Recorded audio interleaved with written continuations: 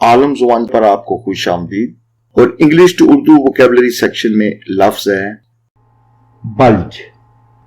Bulge BULGE bulge, इसका मतलब है उभार, बाहर निकला हुआ, भरा हुआ, यानी कि कोई भी चीज जो उभरी हुई हो, बाहर निकली हुई हो, उसको कहते हैं bulge.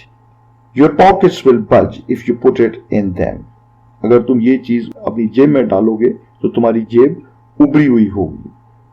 I don't like bulging tummies. मुझे उभरे हुए पेट अच्छे नहीं लगते, यानी कि जो बाहर निकली हुई तोंद होती है, टमी कहते हैं तोंद को, पेट को।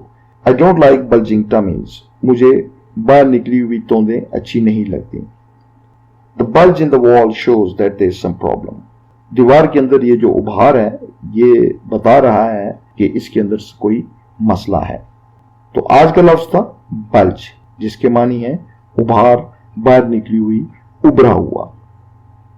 अगर आपको इस वीडियो से कोई फायदा पहुंचा हो तो प्लीज इसको लाइक कर दें, और अगर आपने अभी तक हमारा चैनल सब्सक्राइब नहीं किया तो इसको सब्सक्राइब कर लें।